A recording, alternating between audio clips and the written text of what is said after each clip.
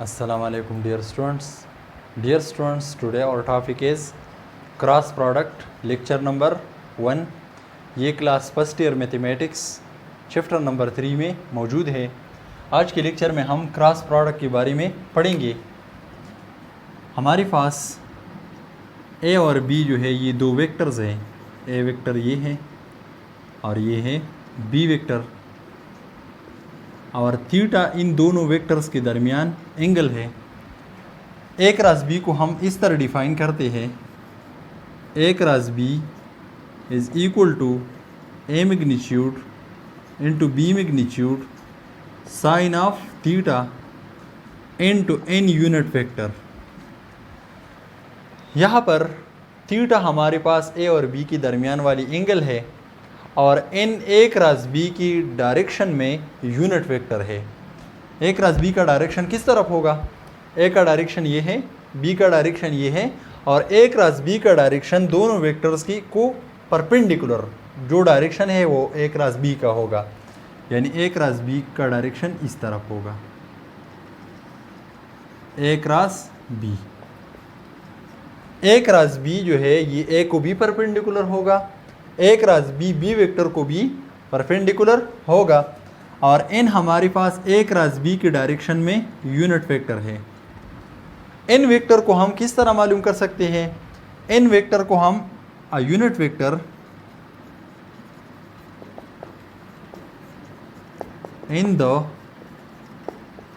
Direction of A cross B, ये हमारे पास क्या है? ये हमारे पास है एन यूनिट वेक्टर।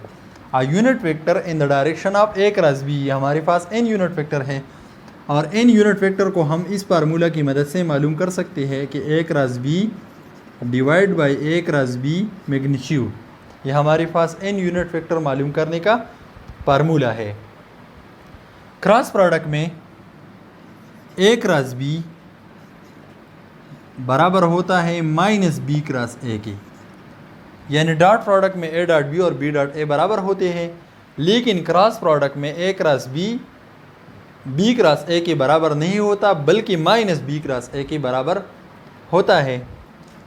हमारे पास ये है 3 डायमेंशनल स्पेस, ये है एक्स एक्सिस, ये वाई एक्सिस, ये जेड एक्सिस है। एक्स एक्सिस की डायरेक्शन में यूनिट वेक्टर आई है, वाई एक्सिस की डायरेक्शन में यूनिट वेक्टर जे है, और जेड एक्सिस की डायरेक्शन में यूनिट वेक्टर के हैं। अब हम इन वेक्टर्स का क्रॉस किस तरह मालूम करेंगे? आई क्रॉस जे। आई क्रॉस जे जो है इसके लिए हम ये डायग्राम बनाएंगे। हमारे पास है एक सर्कल, यहाँ पर लिखेंगे हम आई, यहाँ पर लिखेंगे जे, और यहाँ पर लिखेंगे के। जब हमारे पास आई क्रॉस जे हो, हम आई क्रॉस जे मालूम करें तो आई क्रॉस जे बराबर होगा के की। जब इस डायरेक्शन में हम जाएंगे तो हमारे पास इसका आंसर पॉजिटिव होगा। जब इस डायरेक्शन के अपोजिट तरफ जाएंगे तो हमारे पास आंसर जो है ये निगेटिव होगा। आई क्रॉस जे को कौन सा वेक्टर परपेंडिकुलर है? के, तो आई क्रॉस जे के की बराबर होगा। जे क्रॉस के, हम डायरेक्शन की सिमत में जा रहे हैं तो ये बराबर होगा जे क्रॉस के आई की बराबर होगा, और के क्रॉस आई ये बराबर होगा जे की। अब यहाँ पर मैंने आपको एक फार्मूला बताया है कि ए क्रॉस बी बराबर होगा माइनस बी क्रॉस ए के। अगर हम आई क्रॉस जे की जगह लिखेंगे जे क्रॉस आई तो इसका आंसर क्या आएगा? माइनस के। यानी जब हम डायरेक्शन उल्टा करेंगे जे क्रॉस आई तो इसका आंसर माइनस के होगा। अगर हम इस डायरेक्शन की सिमत में जाएंगे तो इसका आंसर प्लस के होगा। अगर डायरेक्शन के अपोजिट आएंगे तो इसका आंसर माइनस में आएगा। जे क्रॉस आई इसका आंसर होगा माइनस के। इसी तरह के जे क्रॉस के है तो इसको हम के क्रॉस जे लिखे तो ये माइनस आई आएगा, के क्रॉस जे, तो इसका आंसर आएगा माइनस आई। इसी तरह के क्रॉस आई, इसको अगर हम उल्टा डायरेक्शन में लिखे आई क्रॉस के इसका आंसर क्या आएगा, माइनस जे। ये हमारे पास क्रॉस प्रोडक्ट में जो हमारे पास यूनिट वेक्टर्स है तीनों एक्सिस की, इनका क्रॉस प्रोडक्ट ये है हमारे पास। अब अगर हम आई क्रॉस आई मालूम करें तो आई क्रॉस आई के लिए हम ये फार्मूला यूज़ करेंगे, ये वाला, i magnitude into i magnitude sine of i और आई के दरमियान एंगल क्या है, zero, into n unit vector. I magnitude 1 के बराबर होता है, यहाँ बी पर v1 आएगा और साइन 0 0 के बराबर होगा, इंटू एन यूनिट वेक्टर। तो इसका आंसर क्या आएगा, 0। इसी तरह, बिल्कुल इसी तरह जे क्रॉस जे जो है वो भी 0 के बराबर होगा, और के क्रॉस के जो है ये भी 0 के बराबर होगा। यानी क्रॉस प्रोडक्ट में आई क्रॉस आई 0 के बराबर होगा, जे क्रॉस जे 0 के बराबर होगा, के क्रॉस के 0 के बराबर होगा, आई क्रॉस जे के बराबर होगा, जे क्रॉस के आई के बराबर होगा, के क्रॉस आई जे के बराबर होगा, जे क्रॉस आई माइनस के बराबर होगा, के क्रॉस जे माइनस आई के बराबर होगा, और आई क्रॉस के ये माइनस जे के बराबर होगा। अब हम दो वेक्टर्स का क्रॉस प्रोडक्ट या तो अलजेब्रिक मेथड से मालूम कर सकते हैं, उसके लिए हमें ये बातें जो है ये जहन में रखनी होंगी। और दूसरा तरीक़ा ये है कि हम डिटरमिनेंट की मदद से दो वेक्टर्स का क्रॉस प्रोडक्ट मालूम करेंगे। इन बातों की इस्तेमाल के बग़ैर हम क्रॉस प्रोडक्ट मालूम कर सकते हैं। हमारे पास इस पर एक एग्ज़ाम्पल ले लेते हैं। लेट हमारे पास ये एग्ज़ाम्पल है, ए हमारे पास एक वेक्टर है, ये बराबर है आई प्लस 2j प्लस 3k की। बी हमारे पास दूसरा वेक्टर है, ये बराबर है 2i plus j plus k की बराबर है। अब हम a क्रॉस b मालूम कर लेते हैं। इसका तो एक तरीक़ा ये है कि हम अलजेब्रिक मेथड से इसका क्रॉस प्रोडक्ट मालूम करें और ये रूल्स जो है ये यूज़ करेंगे। दूसरा तरीक़ा ये है कि हम डिटरमिनेंट की मदद से इसका क्रॉस प्रोडक्ट मालूम कर सकते हैं। डिटरमिनेंट वाला मेथड ये है कि डिटरमिनेंट की फर्स्ट रो में हम लिखेंगे आई जे के, सेकंड रो में हम ए वेक्टर की कोएफिशिएंट लिखेंगे।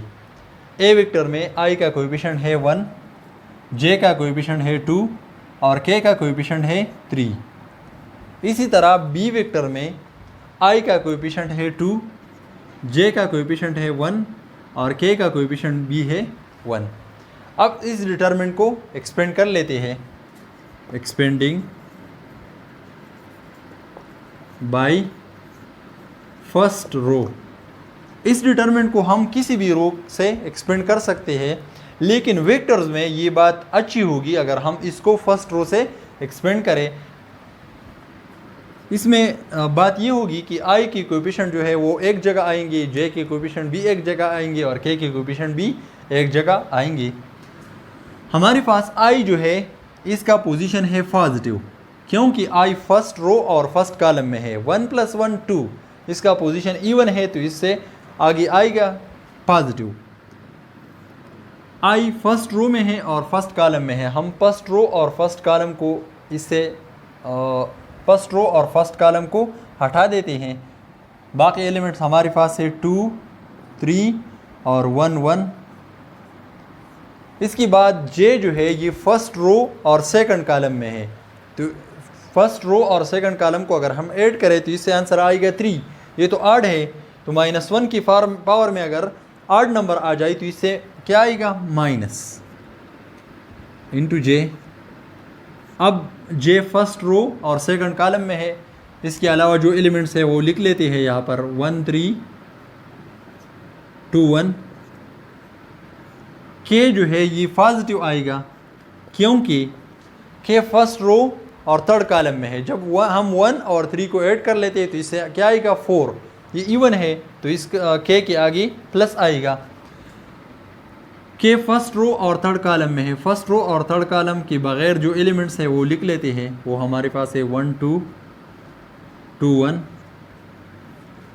This is equal to I into 2 multiplied by 1, इससे बनेगा 2, माइनस 3 मल्टीप्लाइड बाई 1, इससे बनेगा 3, minus J into 1 multiplied by 1 इससे आएगा 1 minus 2 into 3 6 plus K into 1 multiplied by 1 1 minus 2 into 2 4 this is equal to I into minus 3 से 2 को subtract कर लेते हैं तो इससे आंसर आएगा -1 माइनस जे इंटू 1 माइनस 6 इससे आएगा -5 प्लस के इंटू 1 माइनस 4 इससे आएगा -3 आई को -1 के साथ मल्टीप्लाई कर लेते हैं तो इससे आएगा माइनस आई माइनस जे को -5 के साथ मल्टीप्लाई कर लेते हैं तो इससे आंसर आएगा +5j के को -3 के साथ मल्टीप्लाई कर लेते हैं तो इससे आंसर आएगा -3k।